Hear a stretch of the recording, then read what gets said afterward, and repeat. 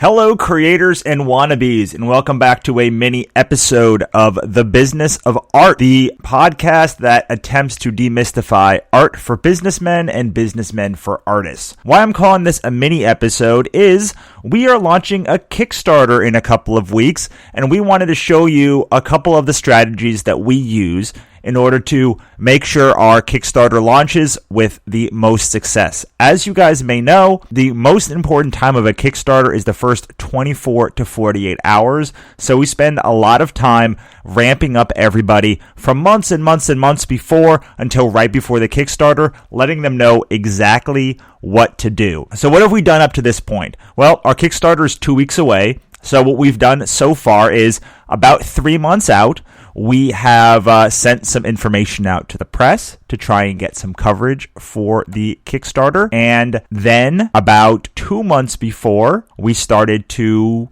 talk about it on social media, on Twitter and Facebook and all of those nice, beautiful places. Finally, about a month before, we started launching our ads. So we had tested the ads with a landing page prior to a month before our Kickstarter launching.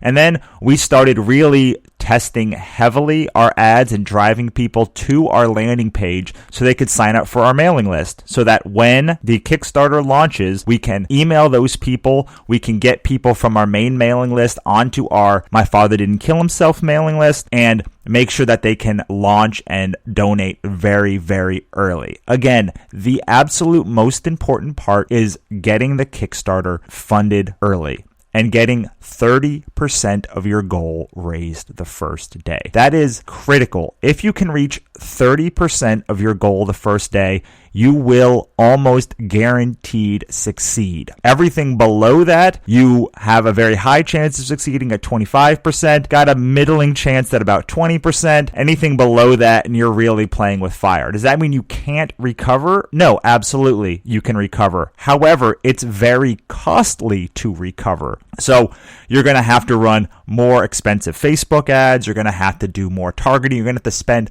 a lot more time doing the marketing if you don't get that 30%.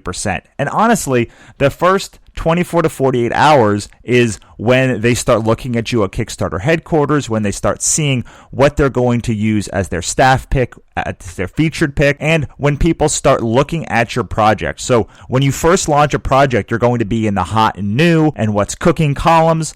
Everyone's going to be looking at your project. And if you don't have a lot of traction, if you don't have a lot of people coming to your campaign and a lot of people pledging to your campaign, you're missing out on a great window in order to get staff pick, which is going to boost you throughout the entire campaign. You're going to miss out on a lot of people looking at you in the featured and in the what's new categories. And that's the only time besides things that are ending soon where you're guaranteed to be on the Facebook front page. Everything else is based algorithmically on how popular the campaign are. But when you first launch, you will be in that what's new category. So you want to take full advantage of that. And by doing that, what I mean is get as many backers as possible at the beginning, because a good beginning means that your project is hot and your project is wanted and desired. And that means more people are going to back it. So we spend a whole bunch of time at the beginning of our campaign and before a campaign even launches, boosting awareness. So doing, like I said, Twitter campaigns, doing Facebook ad campaigns, and talking about the campaign online. So right around a month beforehand, we really start getting into high gear. And that means at least one post every day on social media on each channel relates to our Kickstarter. And what we do before the campaign is we set up a vanity domain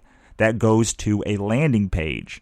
And that landing page, which you can see at myfatherdidn'tkillhimself.com, that landing page then has people sign up for the mailing list and then gets their information for our Google Analytics and Facebook pixels so that we can retarget ads to them throughout the campaign. That's important because those people that are coming and clicking on your link, you can then refeed them ads for a month after they've come to your website. After that, we start telling everybody about it individually. So if somebody has backed one of our previous campaigns, we go and we tell them, hey, we have another campaign coming. So we go to our Kickstarter groups, we go to our Facebook and tell people and individually message them and say, we have another campaign starting. We go to our mailing list, which we should have been building up for months beforehand. Also, we have a Kickstarter coming. And then what happens 2 weeks before? Well, 2 weeks before, we set up our Facebook events. So our Facebook event is just sort of like an Evite. Everyone pretty much knows about it. And we invite every single person to the event. Now, this is going to be the main page that we use to talk about our Kickstarter on Facebook throughout the whole campaign.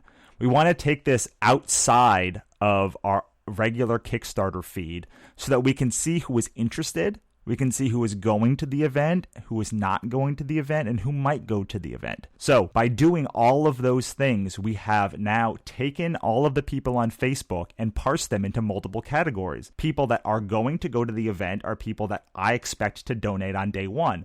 People that might go to the event or are interested are people that might donate throughout the campaign, and I need to do a very good job of marketing to those people. And on top of all of that, what it does is it takes the information outside of my Facebook feed. So people complain a lot when they do campaigns. They don't want to overwhelm their audience. And what this does is allows people who want to get updates on it to do so. But if they want to opt out, they can. And it allows me every day during the campaign to add an update and change the time of the event. That means that I can make the event a different time and force a little notification at the top of your toolbar that says there's a new notification for me. So you're hearing about this every single day. On top of that, I am also putting certain things in my newsfeed and on Twitter and everything else. Well, I want to do this early so that people know, hey, don't forget on the 20th, which is when the project launches, on January 20th, you are going to need to donate to this campaign. So at least have your $20 ready. At least have $1 ready. At least be ready to donate to this campaign. Again, you don't have to do anything until after the campaign ends, but be ready to pledge day one.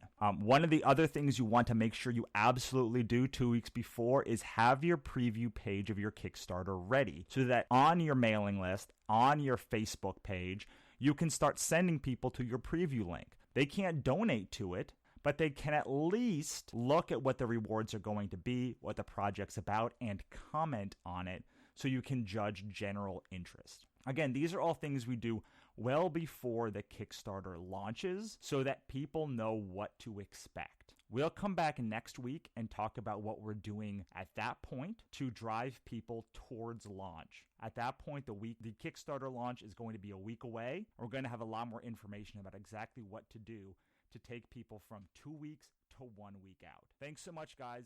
Thanks for tuning in, and we will talk next time. Have a great day. Bye-bye.